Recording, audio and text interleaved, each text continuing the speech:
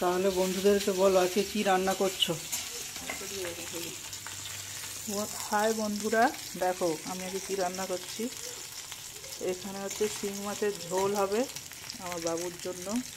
আচ্ছা, এখানে আমি কড়াটায় তেল দেবো, কারণ এই যে মাছ ভাজবো। এখানে হয়ে গেছে মাছের আলু সিদ্ধ রেখেছি, ঝোল হবে, চালতার চাটনি হবে, এখানে পেঁয়াজ কলি হয়েছে। আর এটা কিসের বড়া বলো তো? মোচার বড়া, মোচা। আর হচ্ছে এখানে হয়েছে শিম আলু বেগুনের একটা তরকারি। তো বন্ধুরা, তোমরা দেখতে থাকো, আমি রান্না করতে থাকি। বড়াটা কিন্তু দুর্দান্ত হয়েছে খেতে। এখানে একটু পোস্তর বড়া করেছি তোমার দাদা ভাইয়ের জন্য। তোমরা দেখো আমি ঝোলটা বসিয়ে দিই। আর হচ্ছে এদিকে আমি কড়াতে তেল দিই।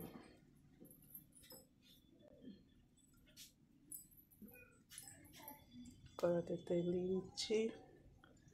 মাছ ভাজা হবে আর মাছের ঝোল হবে বন্ধুরা।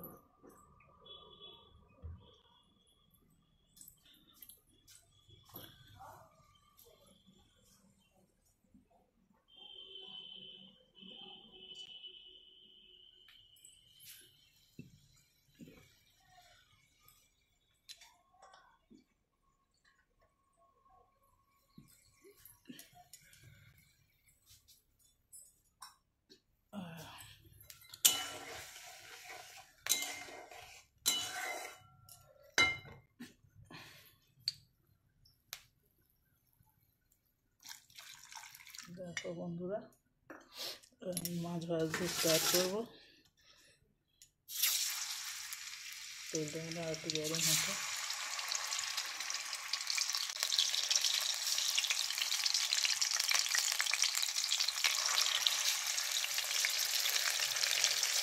মাছ ভাজা হচ্ছে।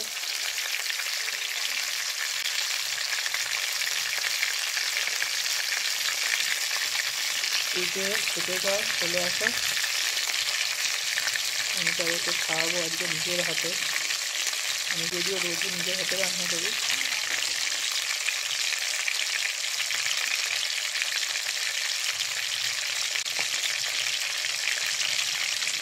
আর এখানে বাবুর খাবার তৈরি হয়েছে প্রেসারে। দেখো বন্ধুরা, এই মাছের ঝোলে আলু বসানো হয়ে গেছে আর ওর পাশে চাটনি হচ্ছে।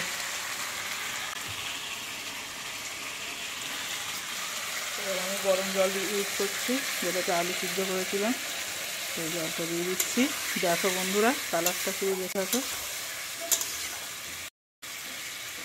খেতে চাইলে অবশ্যই কমেন্ট বক্সে চলে এসো। এটা ফুটে গেলে আমি মাছগুলোকে ছাড়বো। এতে কালারটা যতটা কেয়ার মাছটা যায় না, কিন্তু অরিজিনালে কালারটা দেখতে সুন্দরই লাগবে। এখানে হয়তো কালারটা একটু হালকা আসছে। শেষ করলাম ঘটি বাড়ির মাছের ঝোল। Tata, bye bye.